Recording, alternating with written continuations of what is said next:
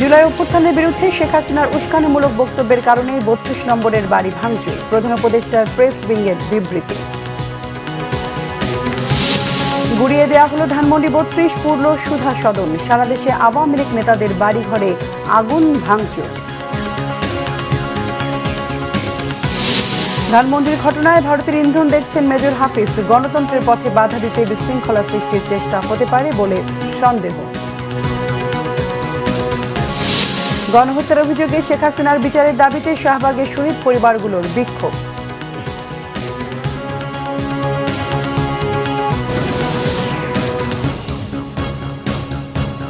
দেখছিলেন ক্রম সিমেন্ট সংবাদ শিরোনাম। শেখ হাসিনার সহিংস আচরণের প্রতিক্রিয়া হিসেবে ৩২ নম্বরের বাড়ি ভাঙচুরের ঘটনা ঘটেছে বলে সরকারের পক্ষ থেকে জানানো হয়েছে। প্রধান উপদেষ্টার প্রেস উইং থেকে পাঠানো এক বিবৃতিতে এ কথা জানানো হয়। ধানমন্ডি ৩২ নম্বর বাড়িতে ভাঙচুরের ঘটনাকে অনভিপ্রেত ও অনাকাঙ্ক্ষিত উল্লেখ করে বিবৃতিতে জানানো হয়েছে, অন্তর্বর্তী সরকার দেশ ও জনগণের জানমালের রক্ষায় সর্বোচ্চ সতর্ক আছে। আইনশৃঙ্খলা বাহিনী সর্বাত্মকভাবে পরিস্থিতি নিয়ন্ত্রণে আনার যথাযথ চেষ্টা করছে। বিবৃতিতে জানানো হয়, জুলাই গণ অভ্যুত্থানে যারা আত্মদান করেছেন, শেখ হাসিনা তাদেরকে অপমান করেছেন, অবমাননা করেছেন।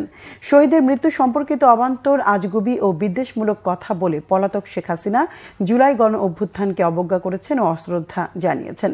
দ্বিতীয়ত, শেখ হাসিনা দুর্নীতি, সন্ত্রাস ও অমানবিক প্রক্রিয়ায় নিপীড়ন চালিয়ে ক্ষমতায় থাকাকালীন যে সুরে কথা বলতেন, গণ অভ্যুত্থানের মুখে পালিয়ে যাওয়ার পরেও তিনি একই হুমকি ধামকি সুরে জুলাই গণ অভ্যুত্থানে অংশ নেওয়া প্রতিটি মানুষের বিরুদ্ধে কথা বলে চলেছেন, হুমকি ধামকি দিচ্ছেন। শেখ হাসিনা দেশে অস্থিতিশীলতা সৃষ্টির হুমকি দিয়েছেন। মানুষের মনে জুলাই গণহত্যা নিয়ে যে ক্ষত রয়েছে, সে ক্ষততে শেখ হাসিনা একের পর এক আঘাত করে চলেছেন। এই মানবতা বিরোধী অপরাধে ওয়ারেন্টভুক্ত আসামি শেখ হাসিনা বক্তব্য দেয়া থেকে বিরত থাকলে এমন ঘটনার পুনরাবৃত্তি এড়ানো সম্ভব। বিবৃতিতে অন্তর্বর্তীকালীন সরকার আশা প্রকাশ করে, ভারত যেন তার ভূখণ্ডকে বাংলাদেশে অস্থিতিশীলতা সৃষ্টির কাজে ব্যবহৃত হতে না দেয় এবং একই সঙ্গে শেখ হাসিনাকে বক্তব্য দেওয়ার সুযোগ না দেয়। অন্তর্বর্তীকালীন সরকারের প্রধান উপদেষ্টার সভাপতিত্বে উপদেষ্টা পরিষদের বৈঠক হয়েছে। দুপুরে তেজগাঁয়ে প্রধান উপদেষ্টার কার্যালয়ে প্রধান উপদেষ্টা অধ্যাপক মোহাম্মদ ইউনূসের সভাপতিত্বে বৈঠক হয়। সভায় অর্থ উপদেষ্টা সালেউদ্দিন আহমেদ, শিল্প উপদেষ্টা আদিলুর রহমান খান, পরিবেশ উপদেষ্টা সৈয়দা রিজওয়ানা হাসান, আইন উপদেষ্টা আসিফ নজরুল, তথ্য উপদেষ্টা নাহিদ ইসলাম সহ অন্যান্য উপদেষ্টা ও সংশ্লিষ্ট কর্মকর্তারা উপস্থিত ছিলেন।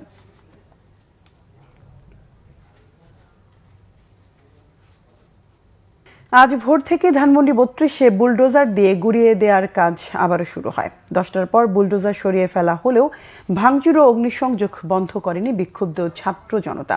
ভবিষ্যতে যারাই ফ্যাসিস্ট হবে তাদেরও একই পরিণতি ভোগ করতে হবে, হুঁশিয়ারি তাদের। ভাঙা ভবনের রড, ইস্পাত ও আসবাবপত্র ভাঙাড়ি হিসেবে বিক্রি করতে নিয়ে যাচ্ছেন অনেকেই। বিস্তারিত জানাচ্ছেন জিয়া খান। শেখ মুজিবের স্মৃতি বিজড়িত ধানমন্ডি ৩২-এর বাড়িটি এখন ধ্বংসস্তূপ। তিনতলা বাড়িটির দেয়াল আর ছাদ গুড়ানো হয়েছে বুলডোজার দিয়ে। ধসে পড়া ছাদ রডের সঙ্গে কোনো রকমে ঝুলছে, কোথাও কোথাও আগুন জ্বলছে। বিক্ষুব্ধরা হাতুড়ি দিয়ে ভাঙছে ভবনটি। তাদের কথা, ফ্যাসিস্টদের কোনো চিহ্ন রাখতে চান না। এরকম স্বৈরাচারের পতন হচ্ছে, তার বাড়ি এরকম ভেঙে দিয়েছে, এতে খুবই আনন্দিত আমি। রাতে আসার সুযোগ হয়নি আর কি, এই কারণে সকালবেলায় চিন্তা করলাম একটু দেখে আসি, বিষয়টা একটু উপভোগ করে আসি। এটা একটা মানে স্বৈর রাজার বাড়ি ভাঙা হয়েছে, এটা ঠিক হয়েছে। এবং এটা ১৬ কোটি মানুষের মুখ চেপে যারা ধরে রাখছে, মুখ বন্ধ করে রাখার চেষ্টা করছে, তাদের বাড়ি ভাঙা হচ্ছে। এই ঘটনা ভবিষ্যৎ ফ্যাসিস্টদের জন্য সতর্কবার্তা বলে অভিমত তাদের। ভবিষ্যতে যেন এই স্বৈরাচার না আসে, দোসরেরাও না আসে এবং আর কেউ যেন এরকম স্বৈরাচারের উত্থান যাতে বাংলার মাটিতে না হয়। সবার মধ্যেই যখন ক্ষমতায় থাকে, ওটা দীর্ঘদিন তারা ওটাকে আঁকড়ে ধরে থাকতে চায়। এই মন মানসিকতা পরিহার করতে হবে। আমরা পরবর্তীতে যারা ক্ষমতা আসবে তাদেরকে জানিয়ে দিতে চাই, বার্তা দিতে চাই যে তোমাদের জন্য এই করুণ পরিস্থিতি অপেক্ষা করছে। যুগে যুগে এটা একটা দৃষ্টান্ত হতে হবে, যারা নির্যাতন করছে, যারা স্বৈরশাসক, ওদের কি পরিণতি। জায়গাটিতে নতুন স্থাপনা করার পক্ষে মত অনেকের। বহুত গুম খুন করছে এই দেশে, এই অন্যায় অত্যাচার এই সরকারের এই দেশে না ফাঁসি দেওয়া। আর এই প্রতিষ্ঠানটার ভিতরে একটা আল্লাহওয়ালা একটা মসজিদ মাদ্রাসা চাই। এই বাড়িটা এই যে ৫ই আগস্টের আগে এবং পরে যারা শহীদ হয়েছে তাদের জন্য এই বাড়িটা দান করে দেওয়া হোক। বাংলাদেশের যত জনগণ আছে সবাই এলে এই বাড়ি ভেঙে লাগবে, হাসিনা বাড়ি এটা রাখবে না। ভাঙা ভবনটির রড, ইস্পাত সহ নানা আসবাবপত্র যে যেভাবে পারছে নিয়ে যাচ্ছে।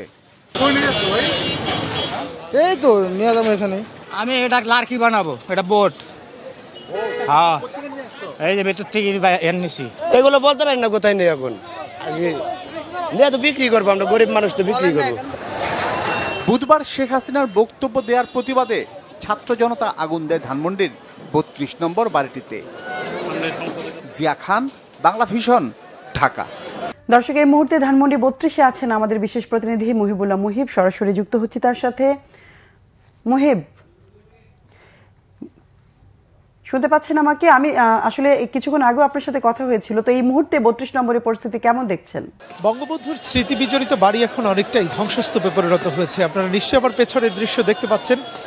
ধানমন্ডি ৩২-এর এই বাড়িটি অর্থাৎ গতকাল থেকে ক্ষুব্ধ জনতার যে রোষানলের পড়ে ইতিমধ্যেই কিন্তু অনেকটা বিধ্বস্ত হয়ে গেছে। এখন বিশেষ করে আমরা যেটি দেখছি যে মানুষের এই ধ্বংসস্তূপের মধ্য থেকে মূলত বিভিন্ন লোহা বা অন্যান্য জিনিসপত্র লুটপাটের একটা মহোৎসব চলছে। বিশেষ করে এখানে এই ভবনে যেসব রড ব্যবহার করা হয়েছে সেই রডগুলোকে তুলে নিয়ে সেগুলি ভাঙাড়ির দোকানে বিক্রি করার একটি প্রতিযোগিতা আমরা লক্ষ্য করছি। শত শত মানুষ এখানে উৎসুক মানুষের ভিড় রয়েছে। একই সঙ্গে তারা যেটি বলছেন যে বৈষম্য বিরোধী ছাত্র আন্দোলন ঘোষিত যে বুলডোজার মিছিলের যে প্রতিফলন সেটি কিন্তু আমরা গতকালকেই দেখেছি। বিশেষ করে শেখ হাসিনার পতনের 6 মাস পূর্তিতে গতকালকে 6 মাস পূর্তি ছিল এবং সেই দিনটিতে ছাত্র জনতার উদ্দেশ্যে বক্তব্য দিয়েছিলেন সাবেক স্বৈরশাসক শেখ হাসিনা এবং তার সেই বক্তব্যকে কেন্দ্র করেই কিন্তু নতুন করে উত্তেজনা তৈরি হয় বাংলাদেশে এবং সেই উত্তেজনার যে প্রতিফলন সেটি এসে পড়েছে ধানমন্ডি ৩২-এর বঙ্গবন্ধুর স্মৃতি বিজড়িত যেই বাড়ি সেই বাড়িতে। এবং ছাত্র জনতার পক্ষ থেকে বারবার যেটি বলা হয়েছে যে জুলাই অভ্যুত্থানে যারা শত শত মানুষ হত্যা করেছে সেই হত্যার জন্য দায় স্বীকার করে দুঃখ প্রকাশ না করে বরং বাংলাদেশকে আবার নতুন করে উত্তপ্ত করা, অস্থিরতা তৈরি করার জন্য যে অপপ্রয়াস চালাচ্ছেন শেখ হাসিনা সেই অপপ্রয়াস আর ভবিষ্যতে কখনোই চালাতে দেয়া হবে না। এই কারণেই শেখ হাসিনা এবং শেখ পরিবারের সব ধরনের স্থাপনা নিশ্চিহ্ন করার জন্য তারা প্রতিজ্ঞাবদ্ধ হয়েছেন এবং আমরা দেখেছি যে এখানে গতকাল থেকে কিন্তু শত শত মানুষের ভিড় রয়েছে, উৎসুক মানুষের ভিড় রয়েছে এবং আপনারা ইতিমধ্যেই জেনেছেন যে এখানে এক ধরনের উৎসব মুখর আমেজ তৈরি হয়েছে এবং এখানে গরু জবাই করে জিয়াফত পালন করা হচ্ছে এবং অনেকেই এই দিনটিকে ঈদের দিনের সাথে সাদৃশ্য করছেন। তারা বলছেন যে গত 15 বছরের স্বৈর শাসনের কারণে বাংলাদেশের মানুষের উপরে যে ধরনের জুলুম, নির্যাতন এবং অত্যাচার পরিচালিত হয়েছে সেটির প্রতিবাদ হিসাবে তারা এই বঙ্গবন্ধু শেখ মুজিবুর রহমানের বাড়িটি তারা নিশ্চিহ্ন করে দিয়েছেন এবং তারা বলছেন যে আওয়ামী লীগ যদি ক্ষমা না চায় এবং জুলাই অভ্যুত্থানের জন্য তারা যদি দায় স্বীকার করে দুঃখ প্রকাশ না করে তাহলে বাংলাদেশের রাজনীতিতে তাদেরকে আর নতুন করে রাজনীতি করতে তারা দিবেন না। এদিকে শেখ হাসিনার বক্তব্যের প্রতিবাদে নোয়াখালীর কোম্পানিগঞ্জে ওবায়দুল কাদেরের গ্রামের বাড়িতে হামলা, ভাঙচুর ও অগ্নিসংযোগ করেছে বিক্ষুব্ধ ছাত্র জনতা। ভোলার সাবেক মন্ত্রী তোফায়েল আহমেদের বাড়ি পুড়িয়ে দিয়েছে ছাত্র জনতা। বরিশালে আবুল হাসনাত আবদুল্লাহর বাসভবন এবং ঝালকাঠিতে আমির হোসেন আমুর বাসার বাউন্ডারি দেয়াল ও মূল ভবনের একাংশ ভেঙে ফেলা হয়েছে। প্রতিনিধিদের পাঠানো তথ্য ও ছবিতে ডেস্ক রিপোর্ট। নোয়াখালীর কোম্পানিগঞ্জে আওয়ামী লীগের সাধারণ সম্পাদক ওবায়দুল কাদেরের গ্রামের বাড়িতে হামলা, ভাঙচুর ও অগ্নিসংযোগ করেছে বিক্ষুব্ধ ছাত্র জনতা। মিছিল নিয়ে উপজেলার বসুরহাট পৌরসভার 1 নম্বর ওয়ার্ডের রাজাপুর গ্রামের বাড়িতে যায় তারা। ভাঙা শুরু করে দ্বিতল ভবন। ওবায়দুল কাদেরের ছোট ভাই বসুরহাট পৌরসভার সাবেক মেয়র আব্দুল কাদের মির্জার দোতলা ভবন হাতুড়ি শাবল দিয়ে ভাঙা হয়। পরে তার ছোট ভাই শাহাদাত মির্জার ভবনও ভাঙচুর করে বিক্ষুব্ধরা। ভোলায় সাবেক মন্ত্রী তোফায়েল আহমেদের বাসভবনে আগুন জ্বালিয়ে বিক্ষোভ করে ছাত্র জনতা। বুধবার রাত 1টার দিকে মিছিল নিয়ে ছাত্র জনতা তোফায়েল আহমেদের বাসভবনে গিয়ে বাড়িটি ভাঙচুর করে আগুন ধরিয়ে দেয়। ঝালকাঠিতে আমির হোসেন আমুর বাড়িতে ভাঙচুর করে ছাত্র জনতা। এ সময় আমু ও তার স্ত্রীর নামে থাকা 2টি প্রতিষ্ঠানের নাম ফলক ও সাইনবোর্ড ভেঙে ফেলা হয়। এদিকে বরিশালে বুধবার দিবাগত রাত 12টার দিকে বিক্ষুব্ধরা আবুল হাসনাত আবদুল্লাহর বাড়িতে হামলা ও ভাঙচুর করে। এক পর্যায়ে আগুন দেওয়া হয়। পরে সেনাবাহিনী আগুন নিয়ন্ত্রণে এনে ছাত্র জনতাকে সরিয়ে দেয়। কুষ্টিয়ায় আওয়ামী লীগের যুগ্ম সাধারণ সম্পাদক ও সাবেক সংসদ সদস্য মাহবুবুল আলম হানিফের বাড়িতে আগুন ও এক্সকেভেটর দিয়ে ভেঙে দিয়েছে বিক্ষুব্ধরা। কুমিল্লা মহানগর আওয়ামী লীগের সভাপতি ও সাবেক এমপি আকম বাহাউদ্দিন বাহারের গাড়ি ভাঙচুর করে ছাত্র জনতা। বুধবার রাতে শহরের রাজগঞ্জের বাড়িতে ভাঙচুর করে তারা। এছাড়াও সাবেক রেলমন্ত্রী মুজিবুল হকের বাড়ি সহ অনেক আওয়ামী লীগ নেতার বাড়ি ভাঙচুর করে বিক্ষুব্ধরা। চট্টগ্রামে বুধবার রাতে মহানগরীর জামাল খান এলাকা ও চট্টগ্রাম মেডিকেল কলেজের পুরনো একাডেমিক ভবনের সামনে থাকা শেখ মুজিবের মুরাল ভাঙচুর করে বৈষম্য বিরোধী আন্দোলনের কর্মীরা। চুয়াডাঙ্গায় শেখ মুজিবের মুরাল, বিভিন্ন স্থাপনা ও জেলা আওয়ামী লীগের দলীয় কার্যালয় ভাঙচুর সহ বুলডোজার দিয়ে গুড়িয়ে দেয় বৈষম্য বিরোধী ছাত্র আন্দোলনের নেতাকর্মীরা। পরে সদর উপজেলা পরিষদ চত্বর ও জেলা পরিষদ চত্বরে গিয়ে শেখ মুজিবের মুরাল ভাঙচুর করা হয়। ময়মনসিংহ নগরীর সার্কিট হাউস মাঠ সংলগ্ন শেখ মুজিবের মুরাল ভাঙচুর করেছে ছাত্র আন্দোলনের নেতাকর্মীরা। এদিকে ত্রিশালে জাতীয় কবি কাজী নজরুল ইসলাম বিশ্ববিদ্যালয়ে শেখ মুজিবের মুরাল ভেঙে ফেলা হয়। বুলডোজার কর্মসূচিতে রংপুরে শেখ মুজিবুর রহমানের 3টি মুরাল গুড়িয়ে দেওয়া হয়েছে। বুধবার রাতে বৈষম্য বিরোধী ছাত্র আন্দোলনের সমন্বয়ক সহ শিক্ষার্থীরা কারমাইকেল কলেজ ও বেগম রোকেয়া বিশ্ববিদ্যালয়ে স্থাপিত শেখ মুজিবের মুরাল ভেঙে ফেলে। যশোরে শিক্ষার্থী জনতা মিলে মুক্তিযোদ্ধা কমপ্লেক্স ভবনে শেখ মুজিবের মুরাল ভেঙে ফেলে।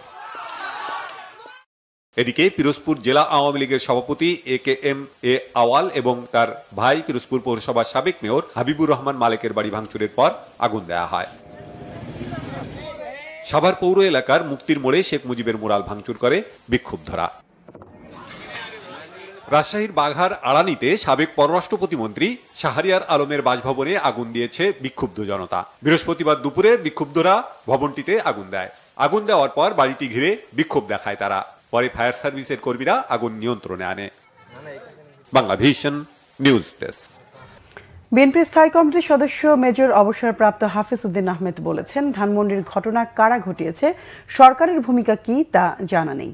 গণতন্ত্রের পথে বাধা দিতে কারোর বিশৃঙ্খলা সৃষ্টির চেষ্টার অংশ হতে পারে, আর সেখানে ভারতের ইন্ধন থাকতে পারে বলে অভিযোগ করেছেন তিনি। জাতীয় প্রেস ক্লাবে এক আলোচনায় হাফিজ উদ্দিন আহমেদ বলেন, বেগম খালেদা জিয়া, তারেক রহমানের নেতৃত্বে গত 15 বছরে বিএনপি সৈনিকরা যে আন্দোলন করেছে তারই চূড়ান্ত ফলাফল 5ই আগস্ট। যারা বিএনপির ভূমিকা দেখতে পাচ্ছেন না তারা অ্যামেচার বলেও মন্তব্য তার। বলেন, ছাত্র জনতার ত্যাগ তিতিক্ষার মধ্য দিয়ে এখন দেশ গণতন্ত্রের কাছাকাছি, কিন্তু এখন গণতন্ত্র নির্বাচন থেকে ক্রমেই দূরে সরে যাচ্ছে। সরকারের প্রধান কাজ নির্বাচিত গণতান্ত্রিক সরকারের হাতে ক্ষমতা হস্তান্তর করা। ছাত্রদের নতুন রাজনৈতিক দল গঠনের প্রক্রিয়াকে স্বাগত জানিয়ে তিনি বলেন, এই বছরের মধ্যেই নির্বাচন প্রয়োজন। দেশের সংকট সমাধানে গণতন্ত্র বিরোধীদের ষড়যন্ত্র রুখতে অবিলম্বে সুষ্ঠু নিরপেক্ষ নির্বাচন প্রয়োজন। শেখ হাসিনা ভারতে বসে দেশকে অস্থিতিশীল করতে চাচ্ছে অভিযোগ করেন মেজর হাফিজ। বলেন, সংবিধান সংশোধনের ক্ষমতা একমাত্র নির্বাচিত সংসদের। সংস্কার নিয়ে আলোচনার উদ্যোগকে স্বাগত জানায় বিএনপি। গতকালকে যে ঘটনা ঘটেছে সেটি এখনো চলমান, সেটি এখনো শেষ হয়নি। এটি কারা করেছে এই তথ্য আমাদের কাছে নেই। এতে সরকারের কি ভূমিকা ছিল সেই তথ্য আমাদের কাছে নেই। সুতরাং আমরা আর অল্প কিছু সময় অপেক্ষা করব। আজকে দিনের মধ্যেই আশা করি সবকিছু পরিষ্কার হবে, কারা এই ঘটনা ঘটিয়েছে, কারা এই জন্য দায়ী। তখন সকল পূর্ণাঙ্গ তথ্য পেলে আমরা এই সম্পর্কে বিএনপির পক্ষ থেকে মনোভাব মিডিয়ার সামনে, জনগণের সামনে প্রকাশিত করব। যে এগুলা গণতন্ত্রকে ধ্বংস করার জন্যে হয়তো আগামী দিনে গণতন্ত্রের পথে বাধা হয়ে দাঁড়াতে পারে, এই জন্য কেউ কেউ হয়তো বিশৃঙ্খলা সৃষ্টি করার চেষ্টা করতে পারেন। এবং বিশেষ করে এর মধ্যে প্রতিবেশী রাষ্ট্রের কোনো হস্তক্ষেপ আছে কিনা সেটিও আমরা জানার চেষ্টা করব। শেখ হাসিনা সহ জুলাই আন্দোলনে গণহত্যায় জড়িতদের দ্রুত শাস্তি নিশ্চিতের দাবিতে শাহবাগে অবস্থান নিয়ে বিক্ষোভ চালিয়ে যাচ্ছেন শহীদদের স্বজনরা। বৃহস্পতিবার সকাল 11টা থেকে শাহবাগ মোড় অবরোধ করেন তারা। শুধু অ্যাম্বুলেন্স ছাড়া আর কোনো যানবাহন চলাচল বন্ধ করে দেন শহীদ পরিবারগুলোর সদস্যরা। বর্তমানে অন্তর্বর্তীকালীন সরকার নিহতদের স্বীকৃতি দিচ্ছে না বলে এ সময় তারা অভিযোগ করেন। বলেন, যতক্ষণ পর্যন্ত দাবি আদায় না হবে ততক্ষণ পর্যন্ত রাজপথে অবস্থান করবেন তারা। এদিকে সড়ক অবরোধ থাকায় তীব্র যানজটের সৃষ্টি হয় শাহবাগ ও এর আশপাশের এলাকায়। এতে ভোগান্তিতে পড়েন অনেকেই। মাওনা চৌরাস্তা, পদ্মার মোড়, মারা গেছে আমার ছাড়া হসপিটালও, মমিসিং হসপিটালও, মানে এই পর্যন্ত আমরা কিন্তু আর্থিকভাবে সহযোগিতা হয়েছি না। আজকে ডাক্তার ইনুস আমাদের স্বীকৃতি দিব, আমার ছেলের বিচার হইব কি হইব না। আর যদি না হয় তাহলে আমার ছেলের মতন আমরা ওই ইয়াতের জীবন দিতে রাজি আছি। নৌপরিবহন উপদেষ্টা অবসরপ্রাপ্ত brigadier general doctor M Shawkat Hossain বলেছেন, টেকনাফের ঘুমদুম সীমান্তে ভবিষ্যতে স্থলবন্দর করা যায় কিনা তা ভেবে দেখছে সরকার। দুপুরে চট্টগ্রাম বন্দর পরিদর্শন শেষে তিনি এই কথা বলেন। এ সময় নৌ উপদেষ্টা আরও বলেন, চট্টগ্রাম বন্দর কেন্দ্রিক প্রচুর বিদেশি বিনিয়োগ আসছে, দেশ ও বন্দরের স্বার্থ নষ্ট হয় এমন কোনো কিছু এ সরকার করবে না। দ্বিতীয় সমুদ্র বন্দর হিসেবে পরিচিত মোংলা বন্দরকে উন্নত করতে ও সক্ষমতা বাড়াতে চীনা একটি প্রকল্প পাশ হয়েছে বলেও জানান তিনি। আগামীতে মিয়ানমারে যাই থাকুক না কেন, আমাদের সাথে রাখাইন স্টেটের একটা সম্পর্ক ছিল এবং থাকবে, যেহেতু ওখানে রোহিঙ্গারাও ওখানে ওই এলাকার, তো কাজে ওইটাও দেখবো যে ভবিষ্যতের প্ল্যান করে রাখবো। যদি দরকার হয় তাহলে ওখানে একটা পোর্ট করব। আর টেকনাফ পোর্টটা স্থলবন্দর বলি আমরা, কিন্তু স্থলবন্দর অ্যাকচুয়ালি না, এটা হয়তো নৌবন্দরে পরিণত হবে, অথবা যদি এটা আন্তর্জাতিক কোনো বিষয় থাকে তাহলে এটা সিপিএর আন্ডারে হয় কিনা সেটা দেখা যায়। নরসিংদীতে ছাত্রলীগের 10 নেতাকর্মীকে 7 দিনের রিমান্ড দিয়েছে আদালত। দুপুরে অতিরিক্ত চিফ জুডিশিয়াল ম্যাজিস্ট্রেট নাহিদ নিয়াজির আদালত এই আদেশ দেয়। এর আগে সকালে নরসিংদী জেলা কারাগার থেকে তাদের কোর্ট হাজতে রাখা হয়। এ সময় তাদের উপর হামলা হয়। পরে আদালত পাড়ায় উত্তেজনা তৈরি হলে বিক্ষুব্ধরা আদালতে থাকা বঙ্গবন্ধুর মুরাল ভাঙচুর করে। পরিস্থিতি নিয়ন্ত্রণ করে পুলিশি পাহারায় ছাত্রলীগের 10 নেতাকর্মীকে আদালতে তোলা হয়। তাদের 10 দিনের রিমান্ডের আবেদন করলে শুনানি শেষে 7 দিনের রিমান্ড মঞ্জুর হয়। এ সময় আদালতের ভেতরে বিক্ষুব্ধের আক্রমণের শিকার হয় ছাত্রলীগের নেতাকর্মীরা। 3 ফেব্রুয়ারি তাদের গ্রেফতার করে পুলিশ।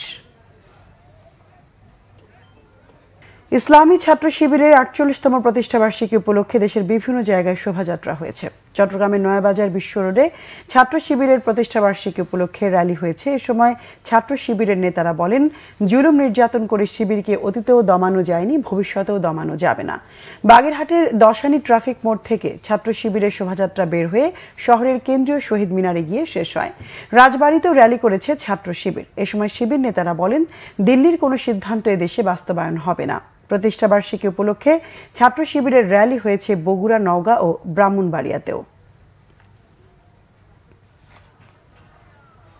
দেশের বিভিন্ন জায়গার আরো কিছু খবর নিয়ে এখন একটি ডেস্ক রিপোর্ট।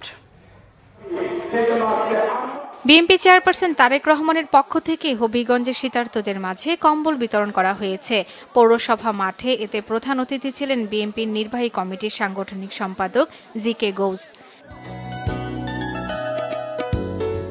দেশের উন্নয়ন সেবায় অবদানের জন্য সম্মাননা লাভ করায় বিএনপি মহাসচিব মির্জা ফখরুল ইসলাম আলমগীরের কন্যা ডক্টর শামারু মির্জা ও তার স্বামী ডক্টর ফাহাম আব্দুস সালামকে ঠাকুরগাঁয়ে সংবর্ধনা দেওয়া হয়েছে। জেলা প্রেস ক্লাবে এ সংবর্ধনার আয়োজন করা হয়। চট্টগ্রামের ব্যবসায়ী জাহাঙ্গীর আলমকে হত্যায় জড়িতদের গ্রেফতার এবং সন্ত্রাসী চাঁদাবাজদের আইনের আওতায় আনার দাবিতে সংবাদ সম্মেলন করেছে বিএনপি। চট্টগ্রাম প্রেস ক্লাবে এ সম্মেলন হয়। বাংলাভিশনের কুয়াকাটা প্রতিনিধি জহিরুল ইসলাম মিলনের উপর সন্ত্রাসী হামলা ও তাকে কুপিয়ে গুরুতর জখম করার প্রতিবাদে মানববন্ধন করেছে পটুয়াখালী সাংবাদিকরা। পটুয়াখালী জেলা প্রেস ক্লাবের সামনে এই কর্মসূচিতে 24 ঘন্টার মধ্যে হামলাকারীদের গ্রেফতার করে আইনের আওতায় আনার দাবি জানানো হয়। কেরানীগঞ্জে দীর্ঘ 16 বছর পর উন্মুক্তভাবে হাট বাজার টেন্ডার কার্যক্রম শুরু হয়েছে। উপজেলা নির্বাহী কর্মকর্তা রিনাত ফৌজদারের নেতৃত্বে এ কার্যক্রম পরিচালিত হয়। মুন্সিগঞ্জে বিনামূল্যে নাক, কান, গলা, চোখ সহ বিভিন্ন চিকিৎসা সেবা দেওয়া হয়েছে। বিদ্যাপীঠ মাকাহাটি গুরুচরণ উচ্চ বিদ্যালয়ে 1.5 শতাধিক রোগীকে এ সেবা দেওয়া হয়। টাঙ্গাইলে ফ্রি হেলথ ক্যাম্প শুরু হয়েছে। ব্রাক্ষণখোলা সরকারি প্রাথমিক বিদ্যালয়ের মাঠে জেলার কয়েক হাজার মানুষ এ সহায়তা পান। ব্রাহ্মণবাড়িয়ায় শিশু নাট্যমের আয়োজনে 3 দিনব্যাপী বার্ষিক আর্ট ক্যাম্প শুরু হয়েছে। মিজানুর রহমান মিলনায়তনে আর্ট ক্যাম্পে 3 শতাধিক শিশু এতে অংশ নেয়। সাতক্ষীরা জেলা বিএনপির নবগঠিত কমিটিকে অভিনন্দন জানিয়ে আনন্দ মিছিল হয়েছে। মিছিল শেষে শহরের নিউ মার্কেট মোড়ে হয় আলোচনা সভা। কিশোরগঞ্জে মাসব্যাপী মশা নিধন ও পরিচ্ছন্নতা অভিযান শুরু হয়েছে। জেলা সার্কিট হাউসে কর্মসূচির উদ্বোধন করেন জেলা প্রশাসক ফৌজিয়া খান। চাঁপাইনবাবগঞ্জে তারুণ্যের উৎসব উপলক্ষে ক্রিকেট টুর্নামেন্ট শুরু হয়েছে। উপজেলা স্টেডিয়ামে টুর্নামেন্টের উদ্বোধন করেন জেলা প্রশাসক মোহাম্মদ আব্দুস সামাদ। শর্মিলা কেয়া, বাংলা ভিশন নিউজ ডেস্ক। সংবাদ শেষ করব ক্রাউন সিমেন্ট শিরোনামগুলো আরেকবার জানিয়ে।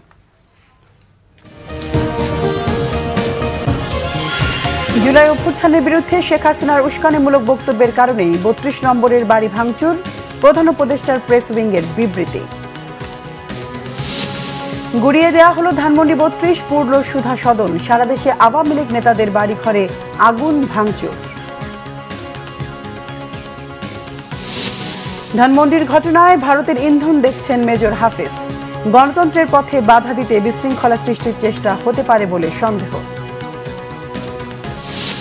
গণহত্যার অভিযোগে শেখ হাসিনার বিচারের দাবিতে শাহবাগের শহীদ পরিবারগুলোর বিক্ষোভ।